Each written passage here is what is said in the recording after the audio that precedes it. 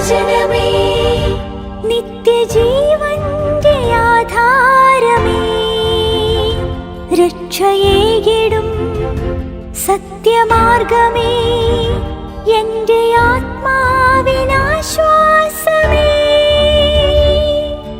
വചനം വചനം വചനം.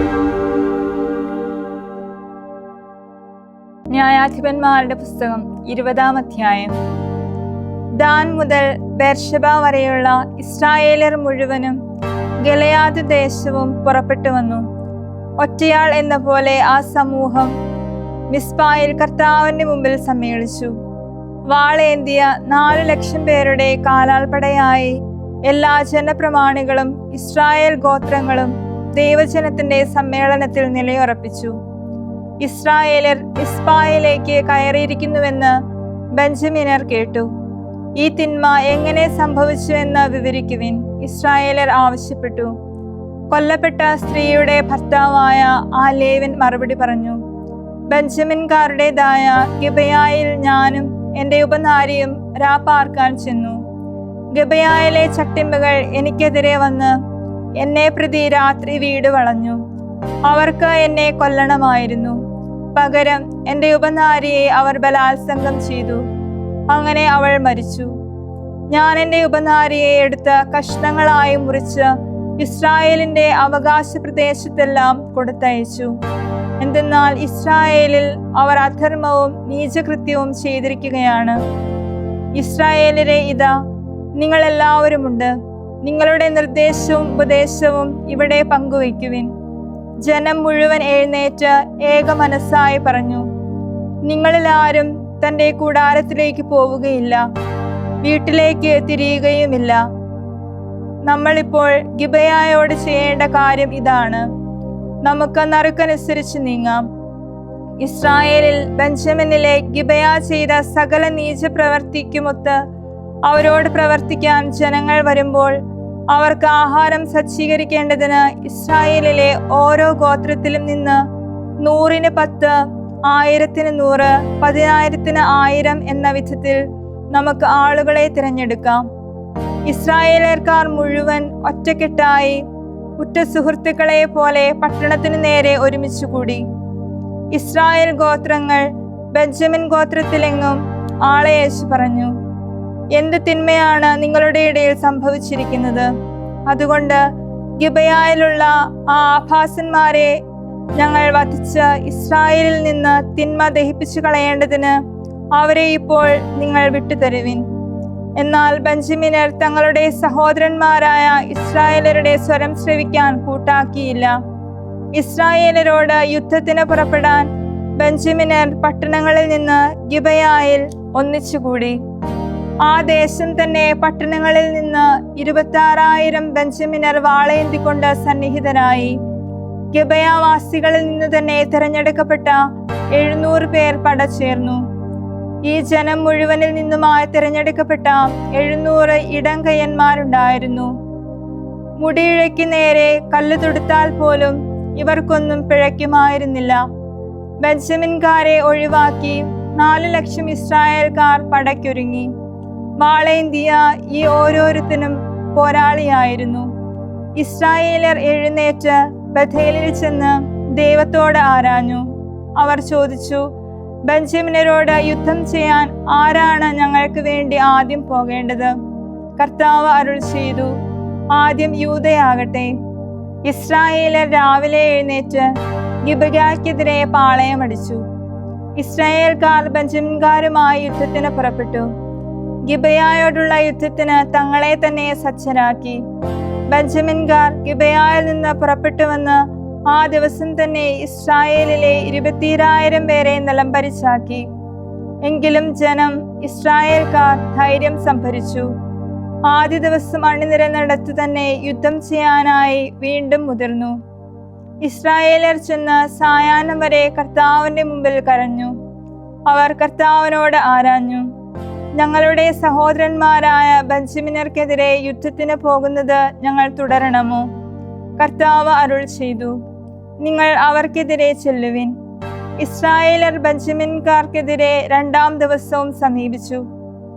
ബെഞ്ചമിനർ അവരെ നേരിടാൻ ഗിബയായിൽ നിന്ന് 2-ാം ദിവസം പുറപ്പെട്ടു. ഇസ്രായേലിലെ 18,000 പേരെ കൂടി അവർ നിലംപരിശാക്കി. അവരെല്ലാം വാളേന്തിയവരായിരുന്നു. അപ്പോൾ ഇസ്രായേലരും ജനം മുഴുവനും കൂടി ബേഥേലിൽ ചെന്ന് കരഞ്ഞ് കർത്താവിന്റെ മുമ്പിലിരുന്നു.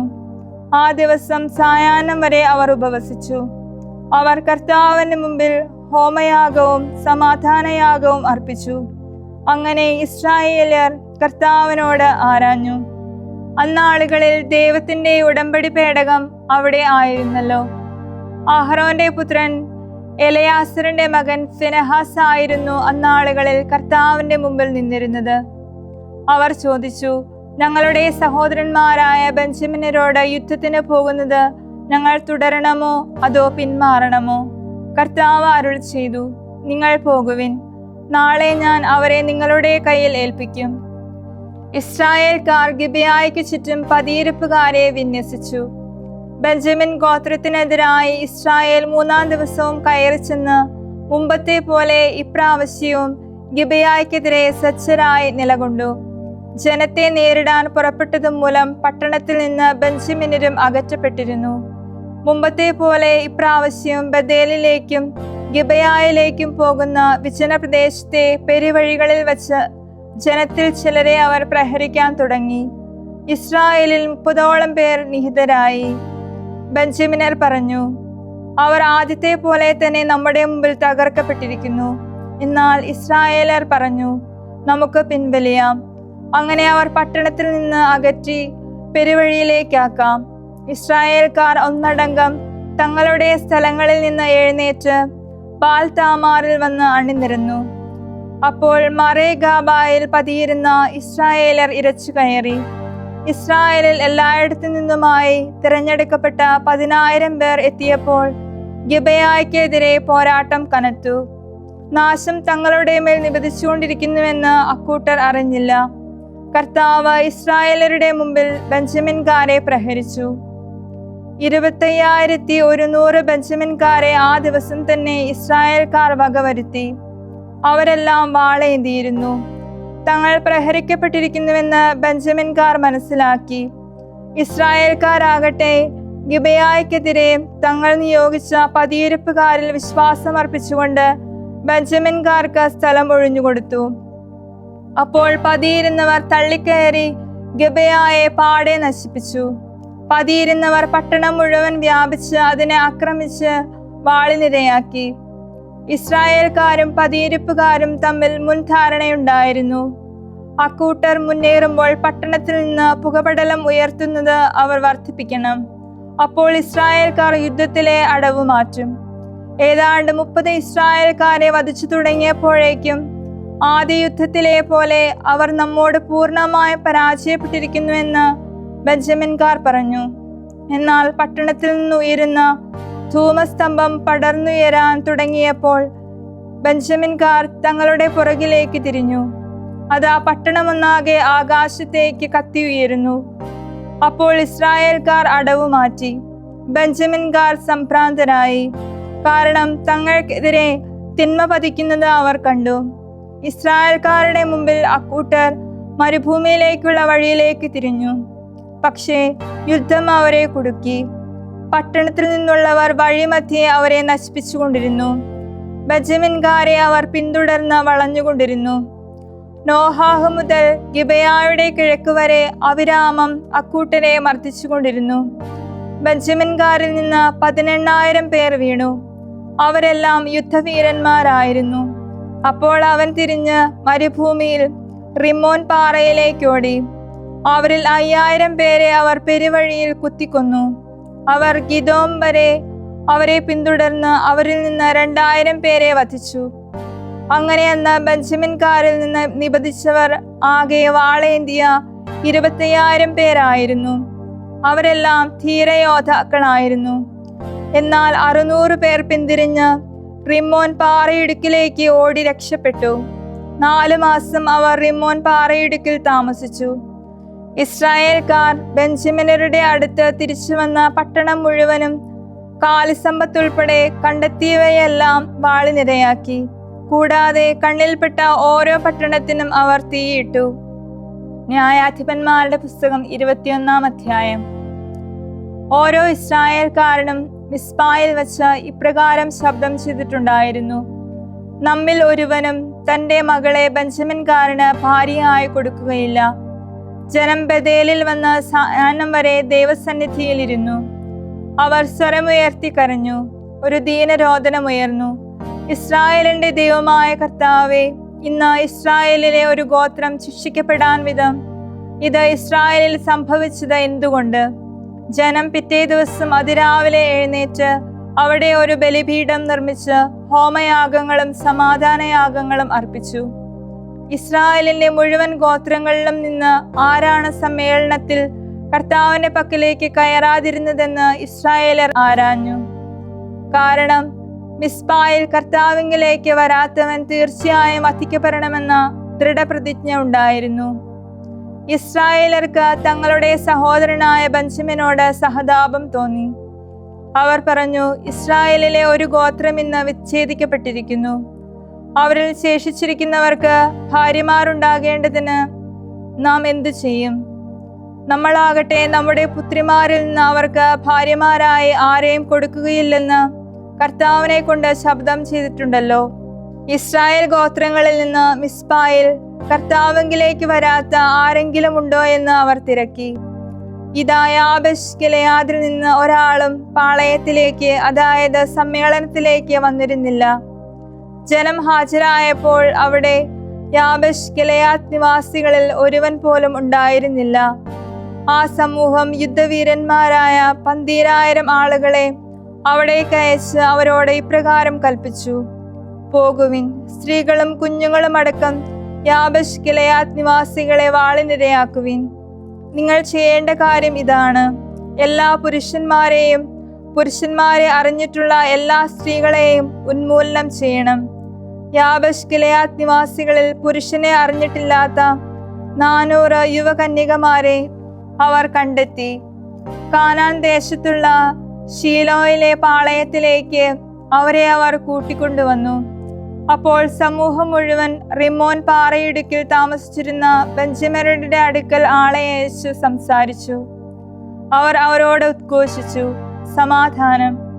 ആ സമയത്ത് ബെഞ്ചമിൻകാർ തിരിച്ചുവന്ന് യാബേശ് ഗിലെയാദിൽ നിന്ന് ജീവനോടെയുള്ള സ്ത്രീകളെ അവർക്ക് ഭാര്യമാരായി അവർ കൊടുത്തു.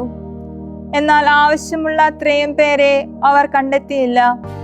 ഇസ്രായേൽ ഗോത്രങ്ങൾക്കിടയിൽ കർത്താവ് ഒരു വിടവ് സൃഷ്ടിച്ചതുകൊണ്ട് ജനത്തിന് ബെഞ്ചമിൻകാരോട് സഹതാപം തോന്നി. അപ്പോൾ സമൂഹത്തിലെ ശ്രേഷ്ഠന്മാർ പറഞ്ഞു: ശേഷിക്കുന്നവർക്ക് ഭാര്യമാരുണ്ടാകേണ്ടതിന് നാം എന്താണ് ചെയ്യുക? എന്തെന്നാൽ ബെഞ്ചമിനിൽ നിന്ന് സ്ത്രീകൾ അറ്റുപോയിരിക്കുന്നല്ലോ. അവർ പറഞ്ഞു: ഇസ്രായേലിൽ ബെഞ്ചമിൻ ഗോത്രം തുടച്ചു നീക്കപ്പെടാതിരിക്കാൻ അവർക്ക് പിന്തുടർച്ചാവകാശം ആവശ്യമാണ്. എന്നാൽ നമ്മുടെ പുത്രിമാരിൽ നിന്ന് അവർക്ക് ഭാര്യമാരെ നൽകാൻ നമുക്ക് സാധ്യമല്ല. ബെഞ്ചമിൻകാർക്ക് ഭാര്യയെ നൽകുന്നവൻ ശപിക്കപ്പെട്ടവനായിരിക്കുമെന്ന് പറഞ്ഞ് ഇസ്രായേല്യർ ശപഥം ചെയ്തിട്ടുണ്ടല്ലോ. അവർ പറഞ്ഞു: ബഥേലിന് വടക്കും ബഥേലിൽ നിന്ന് ശെക്കെമിലേക്കുള്ള കയറ്റത്തിൽ പെരുവഴിയുടെ കിഴക്കും ലബോനായ്ക്ക് തെക്കുമുള്ള ഷീലോയിൽ കർത്താവിന്റെ ഉത്സവം വർഷം തോറും ഉണ്ടല്ലോ. ബെഞ്ചമിനരോട് അവർ ഇപ്രകാരം നിർദ്ദേശിച്ചു: നിങ്ങൾ പോയി മുന്തിരിത്തോട്ടങ്ങളിൽ പതിയിരിക്കുവിൻ. ഇതാ, ഷീലോയിലെ പെൺകുട്ടികൾ നൃത്തം ചെയ്യാൻ വരുന്നത് നിങ്ങൾ കാണുമ്പോൾ മുന്തിരിത്തോട്ടത്തിൽ നിന്ന് പുറത്തു വന്ന് ഓരോരുത്തരും ഓരോ സ്ത്രീയെ പിടിച്ച് തനിക്ക് ഭാര്യയാക്കി ബെഞ്ചമിൻ ദേശത്തേക്ക് പോകണം. അവരുടെ പിതാക്കന്മാരോ സഹോദരന്മാരോ വഴക്കുണ്ടാക്കാൻ ഞങ്ങളുടെ പക്കൽ വരികയാണെങ്കിൽ ഞങ്ങൾ അവരോട് പറയും: നമുക്ക് അവരോട് ദയ കാണിക്കാം. യുദ്ധം മൂലമാണ് അവർക്ക് ഓരോരുത്തർക്കും ഭാര്യയെ ലഭിക്കാതായത്. നിങ്ങൾ അവർക്ക് കൊടുത്തിട്ടില്ലല്ലോ. കൊടുത്തിരുന്നെങ്കിൽ ഇപ്രാവശ്യം നിങ്ങൾ കുറ്റക്കാരാകുമായിരുന്നു. ബെഞ്ചമിനർ അപ്രകാരം ചെയ്തു. നൃത്തം ചെയ്യുന്ന സ്ത്രീകളിൽ നിന്ന് അവർ തങ്ങളുടെ എണ്ണത്തിനനുസരിച്ച് മോഷ്ടിച്ച് അവരെ ഭാര്യമാരായി കൊണ്ടുപോയി. അവർ തങ്ങളുടെ അവകാശത്തിലേക്ക് മടങ്ങിപ്പോയി പട്ടണങ്ങൾ പണിത് അവരോടൊപ്പം വസിച്ചു. ആ സമയം ഇസ്രായേലർ ഓരോരുത്തരും തങ്ങളുടെ ഗോത്രത്തിലേക്കും കുടുംബങ്ങളിലേക്കും അവിടെ നിന്ന് മടങ്ങി. ഓരോരുത്തരും താന്താങ്ങളുടെ അവകാശത്തിലേക്ക് പുറപ്പെട്ടു. അക്കാലത്ത് ഇസ്രായേലിൽ രാജാവ് ഉണ്ടായിരുന്നില്ല. ഓരോരുത്തരും തൻ്റെ ദൃഷ്ടികളിൽ യുക്തമായത് പ്രവർത്തിച്ചു പോന്നു. സുഭാഷിതങ്ങൾ 20-ാം അധ്യായം. വീഞ്ഞ് പരിഹാസകനാണ്, മദ്യം ജൽപ്പനക്കാരനും. അതുമൂലം വഴിതെറ്റുന്ന ഒരുവനും ജ്ഞാനിയാകുകയില്ല. രാജാവിന്റെ ഉഗ്രകോപം സിംഹഗർജനം പോലെയാണ്. അവനെ പ്രകോപിപ്പിക്കുന്നവൻ സ്വജീവനെ ദ്രോഹിക്കുന്നു. തർക്കത്തിൽ നിന്ന് പിന്തിരിയുന്നത് ഒരുവന് മഹത്വമാണ്. ഏതു വിഡ്ഢിയും വഴക്കിടും. അലസൻ ഉഴവുകാലം മുതൽ നിലമൊരുക്കുന്നില്ല. കൊയ്ത്തുകാലത്ത് അവൻ ഭിക്ഷ തെണ്ടും, പക്ഷേ ഒന്നും ലഭിക്കില്ല. ആലോചന ഒരുവന്റെ മനസ്സിൽ അഗാധ ജലമാണ്. വിവേകമുള്ളവൻ അത് കോരിയെടുക്കും. മനുഷ്യഗണത്തിൽ ഭൂരിഭാഗവും അവനവന്റെ സ്നേഹം കൊട്ടിഘോഷിക്കാറുണ്ട്. എന്നാൽ വിശ്വസ്തതയുള്ള ഒരുവനെ ആർക്ക് കണ്ടെത്താനാകും? നീതിമാൻ സ്വന്തം നിഷ്കളങ്കതയിൽ ചരിക്കുന്നു. അവന് ശേഷമുള്ള മക്കൾ ഭാഗ്യവാന്മാർ. ന്യായാസനത്തിലിരിക്കുന്ന രാജാവ് തൻ്റെ ദൃഷ്ടികൾ കൊണ്ട് എല്ലാ തിന്മയും ചിതറിക്കുന്നവനാണ്. ഞാൻ എൻ്റെ ഹൃദയം സംശുദ്ധമാക്കി, എൻ്റെ പാപത്തിൽ നിന്ന് ഞാൻ ശുദ്ധി നേടി എന്ന് ആർക്ക് പറയാനാകും? കള്ളത്തൂക്കവും വ്യാജ അളവും ഇവ രണ്ടും കർത്താവിന് മ്ലേച്ഛതയാണ്. തൻ്റെ ചെയ്തി സംശുദ്ധവും പരമാർത്ഥമാണെങ്കിൽ ഒരു കുട്ടി പോലും സ്വന്തം പ്രവർത്തികളാൽ അംഗീകരിക്കപ്പെടും. കേൾക്കുന്ന ചെവിയും കാണുന്ന കണ്ണും ഇവ രണ്ടും സൃഷ്ടിച്ചത് കർത്താവാണ്. ദരിദ്രനാകാതിരിക്കാൻ നിദ്രയെ നീ സ്നേഹിക്കരുത്. നിന്റെ കണ്ണുകൾ തുറന്നു വച്ച് ഭക്ഷണം സമൃദ്ധമാക്കുക. വാങ്ങുന്നവൻ പറയുന്നു, മോശം മോശം, എന്നാൽ പോയാലുടൻ അവൻ സ്വയം പ്രശംസിക്കുന്നു. സ്വർണം സുലഭം, രത്നങ്ങൾ സമൃദ്ധം, എന്നാൽ അറിവിന്റെ അധരങ്ങളാണ് അമൂല്യമായ ഉരുപ്പിടി. ഒരുവൻ അപരിചിതന് ജാമ്യം നിൽക്കുന്നെങ്കിൽ നീ അവന്റെ കുപ്പായം എടുക്കുക. വിദേശികൾക്ക് വേണ്ടിയാണെങ്കിൽ നീ അവനെ തന്നെ പണയമായി എടുക്കുക. ഒരുവന് വഞ്ചനയുടെ അപ്പം മധുരമാണ്, പിന്നീട് അവന്റെ വായ ചരൽ കൊണ്ട് നിറയും. പദ്ധതികൾ നീ ഉറപ്പിക്കേണ്ടത് ആലോചനയോടെയാണ്. അടവുകൾ അനുസരിച്ച് യുദ്ധം ചെയ്യുക. രഹസ്യം വെളിപ്പെടുത്തുന്നവൻ ഏഷണിക്കാരനായി നടക്കുന്നവനാണ്. വിടുവായനോട് സംസർഗമരുത്. അപ്പനെയോ അമ്മയെയോ പ്രാകുന്നവന്റെ ദീപനാളം ഇരുളിന്റെ നടുവിൽ അണഞ്ഞു പോകും. മുമ്പ് തിടുക്കത്തിൽ കൈവശപ്പെടുത്തിയ സ്വത്ത് പിന്നീട് അനുഗ്രഹപ്രദമായിരിക്കുകയില്ല. ഞാൻ തിന്മയ്ക്ക് പകരം ചെയ്യുമെന്ന് നീ പറയരുത്. കർത്താവിനായി കാത്തിരിക്കുക, അവിടുന്ന് നിനക്ക് രക്ഷയാകും. കള്ളത്തൂക്കം കർത്താവിന് മ്ലേച്ഛതയാണ്. വഞ്ചനയുടെ ത്രാസ് നന്നല്ല. വീരന്റെ ചുവടുവയ്പ്പുകൾ കർത്താവിൽ നിന്നാണ്. പിന്നെ സാധാരണക്കാരൻ തന്റെ വഴി എങ്ങനെ ഗ്രഹിക്കും? സമർപ്പിതം എന്ന് വിവേകരഹിതമായി പറയുന്നതും നേർച്ചകൾക്ക് ശേഷം ചിന്തിക്കുന്നതും മനുഷ്യന് കെണിയാണ്. ദുഷ്ടരെ ചിതറിക്കുന്നവനാണ് ജ്ഞാനിയായ രാജാവ്. അവൻ രഥചക്രം അവരുടെ മേൽ തിരിച്ചു പായിക്കുന്നു. മനുഷ്യന്റെ ശ്വാസം കർത്താവിന്റെ ദീപനാളമാണ്. അത് ഉദരത്തിന്റെ ഉള്ളറകളെല്ലാം നിരീക്ഷിക്കുന്നു. കൃപയും സത്യവും രാജാവിനെ സംരക്ഷിക്കുന്നു. കാരുണ്യത്താൽ അവൻ തന്റെ സിംഹാസനം നിലനിർത്തുന്നു. യുവാക്കളുടെ കരുത്ത് അവരുടെ മഹിമയാണ്. നരച്ച മുടിയാണ് വൃദ്ധരുടെ പ്രാഭവം. മുറിപ്പാടുകൾ തിന്മയെ തുടച്ചു നീക്കും. പ്രഹരങ്ങൾ ഉദരത്തിന്റെ ഉള്ളറകളെ ശുചിയാക്കും. വിശുദ്ധ ലൂക്കാ എഴുതിയ സുവിശേഷം 18-ാം അധ്യായം 18 മുതൽ 43 വരെയുള്ള തിരുവചനങ്ങൾ. ഒരധികാരി അവനോട് ചോദിച്ചു, നല്ലവനായ ഗുരു, നിത്യജീവൻ അവകാശമാക്കാൻ ഞാൻ എന്തു ചെയ്യണം? യേശു പറഞ്ഞു, എന്തുകൊണ്ടാണ് നീ എന്നെ നല്ലവൻ എന്ന് വിളിക്കുന്നത്? ദൈവം ഒരുവനല്ലാതെ നല്ലവനായി മറ്റാരുമില്ല. പ്രമാണങ്ങൾ നിനക്കറിയാമല്ലോ.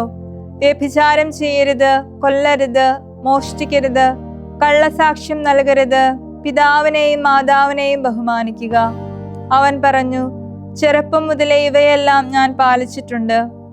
അത് കേട്ട് യേശു അവനോട് പറഞ്ഞു, ഇനിയും നിനക്ക് ഒരു കുറവുണ്ട്. നിനക്കുള്ളതെല്ലാം വിറ്റ് ദരിദ്രർക്ക് കൊടുക്കുക. അപ്പോൾ സ്വർഗത്തിൽ നിനക്ക് നിക്ഷേപമുണ്ടാകും. അനന്തരം വന്ന് എന്നെ അനുഗമിക്കുക. ഇത് കേട്ടപ്പോൾ അവൻ അതീവം ദുഃഖിതനായി തീർന്നു, കാരണം അവൻ ഏറെ ധനികനായിരുന്നു. യേശു അവനെ നോക്കി പറഞ്ഞു, സമ്പത്തുള്ളവൻ ദൈവരാജ്യത്തിൽ പ്രവേശിക്കുന്നത് എത്ര ദുഷ്കരം! ധനികൻ ദൈവരാജ്യത്തിൽ പ്രവേശിക്കുന്നതിനേക്കാൾ എളുപ്പം ഒട്ടകം സൂചിക്കുഴയിലൂടെ കടന്നു പോകുന്നതാണ്. ഇത് കേട്ടവർ ചോദിച്ചു, അങ്ങനെയെങ്കിൽ രക്ഷപ്പെടാൻ ആർക്കു സാധിക്കും? അവൻ പറഞ്ഞു, മനുഷ്യർക്ക് അസാധ്യമായത് ദൈവത്തിന് സാധ്യമാണ്. പത്രോസ് പറഞ്ഞു, ഇതാ ഞങ്ങൾ സ്വന്തമായവയെല്ലാം ഉപേക്ഷിച്ച് നിന്നെ അനുഗമിച്ചിരിക്കുന്നു. യേശു പ്രതിവചിച്ചു, സത്യമായി ഞാൻ നിങ്ങളോട് പറയുന്നു, ദൈവരാജ്യത്തിന് വേണ്ടി വീടിനെയോ ഭാര്യയെയോ സഹോദരന്മാരെയോ മാതാപിതാക്കളെയോ സന്താനങ്ങളെയോ ഉപേക്ഷിച്ചവരിൽ ആർക്കും ഇക്കാലത്ത് തന്നെ അവ അനേകമടങ്ങ് ലഭിക്കാതിരിക്കുകയില്ല, വരാനിരിക്കുന്ന കാലത്ത് നിത്യജീവനും. അവൻ 12 പേരെയും അടുത്ത് വിളിച്ചുകൊണ്ട് പറഞ്ഞു, ഇതാ നമ്മൾ ജെറുസലേമിലേക്ക് പോകുന്നു. മനുഷ്യപുത്രനെ പറ്റി പ്രവാചകന്മാർ വഴി എഴുതപ്പെട്ടതെല്ലാം പൂർത്തിയാകും. അവൻ ജനതകൾക്ക് ഏൽപ്പിക്കപ്പെടും. അവർ അവനെ പരിഹസിക്കുകയും അപമാനിക്കുകയും അവന്റെ മേൽ തുപ്പുകയും ചെയ്യും. അവർ അവനെ പ്രഹരിക്കുകയും വധിക്കുകയും ചെയ്യും. എന്നാൽ 3-ാം ദിവസം അവൻ ഉയർത്തെഴുന്നേൽക്കും. ഇവയൊന്നും അവർ ഗ്രഹിച്ചില്ല. ഇക്കാര്യം അവരിൽ നിന്ന് മറയ്ക്കപ്പെട്ടിരുന്നു. അവൻ പറഞ്ഞവ അവർ മനസ്സിലാക്കിയതുമില്ല. അവൻ ജെറീക്കോയെ സമീപിച്ചപ്പോൾ ഒരു കുരുടൻ വഴിയരികിലിരുന്ന് ഭിക്ഷ യാചിക്കുന്നുണ്ടായിരുന്നു. ജനക്കൂട്ടം കടന്നുപോകുന്ന ശബ്ദം കേട്ട് അതെന്താണെന്ന് അവൻ അന്വേഷിച്ചു. നസ്രായനായ യേശു കടന്നു പോകുന്നുവെന്ന് അവർ പറഞ്ഞു. അപ്പോൾ അവൻ വിളിച്ചു പറഞ്ഞു, ദാവീദിന്റെ പുത്രനായ യേശുവേ, എന്നിൽ കനിയണമേ. മുമ്പേ പോയിക്കൊണ്ടിരുന്നവർ നിശബ്ദനായിരിക്കാൻ ശാസിച്ചു. അവനാകട്ടെ കൂടുതൽ ഉച്ചത്തിൽ ദാവീദിന്റെ പുത്രാ, എന്നിൽ കനിയണമേ എന്ന് നിലവിളിച്ചുകൊണ്ടിരുന്നു. യേശു അവിടെ നിന്നു. അവനെ തന്റെ അടുത്തേക്ക് കൊണ്ടുവരാൻ കൽപ്പിച്ചു. അവൻ അടുത്തു വന്നപ്പോൾ യേശു ചോദിച്ചു, ഞാൻ നിനക്ക് വേണ്ടി എന്തു ചെയ്യണമെന്നാണ് നീ ആഗ്രഹിക്കുന്നത്? അവൻ പറഞ്ഞു, കർത്താവേ, എനിക്ക് കാഴ്ച വീണ്ടും കിട്ടണം.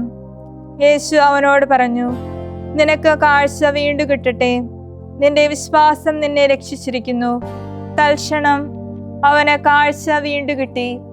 അവൻ ദൈവത്തെ മഹത്വപ്പെടുത്തിക്കൊണ്ട് യേശുവിനെ അനുഗമിച്ചു. ഇത് കണ്ട് ജനം മുഴുവൻ ദൈവത്തെ സ്തുതിച്ചു. ദൈവവചനമേ, നിത്യജീവന്റെ ആധാരമേ, രക്ഷയേകിടും സത്യമാർഗമേ, എന്റെ ആത്മാ